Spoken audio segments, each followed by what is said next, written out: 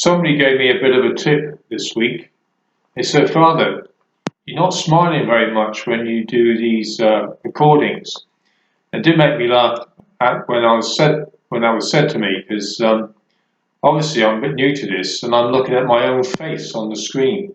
So you haven't got an audience or a congregation in front of you, have you? So if I looked a bit serious in the past, apologies. So I'll try and look a bit more lively.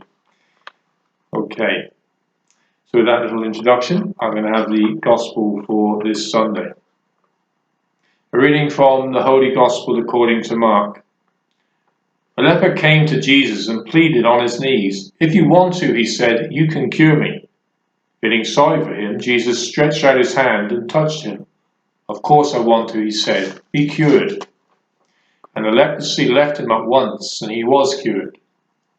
Jesus immediately sent him away and sternly ordered him, "Mind you say nothing to anyone, but go and show yourself to the priest. Make the offering for your healing, prescribed by Moses, as evidence of your recovery." The man went away, but then started talking about it freely, and telling the story everywhere, so that Jesus could no longer go openly into any town, but had to stay outside in places where nobody lived. Even so, people from all around would come to him. The Gospel of the Lord. Lots of people this past year have been dying without having family around them. Now you can only start to imagine how sad and hard that would be for those who are dying and also those who are living, their family. But thank God, at least they had care. They were looked after in homes or in hospitals. They would have food, be kept clean, be kept comfortable to a certain extent and looked after. Imagine then if you were a leper in Jesus' time. You had to stay away, be outside the community, be away from your family. And not only would you be isolated then, but also you would have nothing really provided for you whatsoever. You'd be scavenging for food, your only company might be fellow lepers, and you just together would then be having this miserable death on a physical level, especially with leprosy, and then emotionally and psychologically. What a miserable plight it was to be a leper in Jesus' time. Hardly surprising then when Jesus is there and the leper comes to him, and obviously he's displaying a great amount of faith, but he's in a desperate situation. It says he comes up to him, pleads with him on his knees. "If you want to, Jesus, you can cure me." Jesus' lovely answer, "Of course I want to, be cured." He stretched out his hand and he is cured immediately. What a restoration of life took place there in an instant. That loneliness, that isolation, that physical degeneration and all the psychological, emotional hurt and trauma that goes with it, that slow, lingering death, was suddenly dispelled. Suddenly he could fully engage with life. He could be fully alive again, rejoin his family, rejoin society, be normal again. What a wonderful miracle that is when we think of it. But I want to use this as a bit of a platform for things that damage us. And in our Western world, may not be leprosy, because that can be eradicated by medicine, etc., but we're still suffering many things. I want to share with you something I heard this week, and it was called disease of attitude. And that's something we very much can be suffering from in our Western world, especially. It seems to be this thing of having a bad attitude, a kind of default position for many people in our world. And a little bit like leprosy, because when you first get leprosy, the part that gets leprous will feel numb. This kind of disease of attitude starts with a certain numbness of attitude to things. A numbness of indifference. And then it gets you bit by bit. It takes you over and kills off your life to a certain extent, the life of your soul and how you're relating to people, even relating to God. And it forms a negative attitude to life, which really is the exact opposite of what our faith should be giving us, where we live that life with a great sense of hope and redemption and so many things, and also a life of love and outgiving for other people. So it's indifference. Let's start with this indifference. It's a sense of kind of drifting through life. Never getting worked up about things, never getting passionate about things. If you notice that in yourself, be aware, be careful. In the scriptures, it talks about being lukewarm, doesn't it? In the book of Revelation, it says to a certain Christian community, and you're neither hot nor cold, you're just lukewarm. And the language used, as long as you spit you out, it's just, this is not good enough, just being lukewarm. So this indifference is maybe a part of this negative attitude, wrong attitude that we need to look out for. But if that indifference had a family and family members, these are the children that would be kind of part of it. Indecision and doubt, too excessive doubt, excessive worry,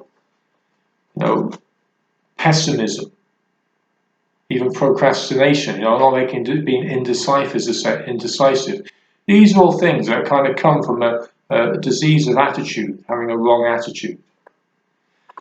There's two others that I'd pick up and maybe say a little bit more. One is complaining. That would be a part of this attitude as well. Wow, have we got that big in our Western society? The sense of complaining and whinging and whining and lamenting. You find this in the scriptures as well. When the people of Israel were freed from Egypt, the mighty works of God that freed them from slavery to freedom and their own promised land. What did they start doing immediately? Complaining. The scriptural word was murmuring when you read it in the book of Exodus. Murmuring against this, murmuring against that. It's not enough food, and the food wasn't tasty enough, not enough water, we're going to die of thirst, and this and that and the other, too far to walk, too hot, too arid a countryside. And the sad thing is, after 40 years of wandering in the desert, many of that first generation, with all that complaining, delayed their entry into the promised land, and they never actually made it. The attitude was that bad. The final one I want to pick up on with bad attitude is being cautious, over-cautious. Now, you don't want to be too reckless, but you don't want to be too cautious as well. What does that look like? Again, sometimes we when we stand back from things, we see catastrophic thinking going on in all over the place, always looking for the worst scenario. And remember, life is risky. Every time we make a commitment to something, we're taking a bit of a risk. Commitment to marriage, commitment to ordination. We don't quite know what the future's going to be, but there's always going to be risk there. If you had children, how they turn out and how you're going to cope or whatever, it's risky, but you go for it. If you want to invest in anything, there's always a certain risk. And there's a phrase that I heard which appealed to me.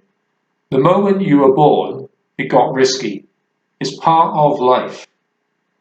And it finished by saying, none of us are going to get out of this alive. We're all going to die at the end of the day. So this thing of being overcautious, seeing life as just kind of protecting yourself all the time completely from risk, just isn't possible. We're called to live lives in the Spirit, aren't we? In the Holy Spirit. That lovely phrase in the letter to Timothy. We're not called to live in a spirit of timidity, but in the spirit of power and love and self-control. Living in spirit with Jesus is a life filled with hope and with love. Stepping out and taking the risk as it comes with Jesus. We're not on our own. That's the way we can kind of counteract a negative attitude or a pessimistic attitude which might dominate.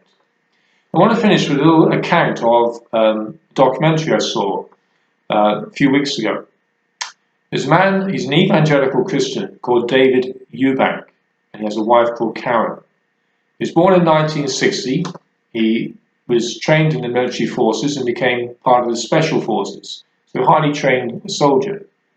But his parents were missionary, and when he kind of came back into his faith in a big way, he started to help people in war situations in Afghanistan, etc., but especially in a place called Burma, and he formed and was part of what were called the Free Burma Rangers, where the people there, under siege and persecuted militarily, etc., he would just be with the people If they had to run and move, they'd run with them. If they had to stay, they'd stay with them.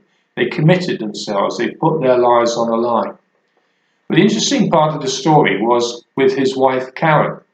She married him and went out with him, but also had 3 children while out in these war-torn areas, etc., these dangerous places.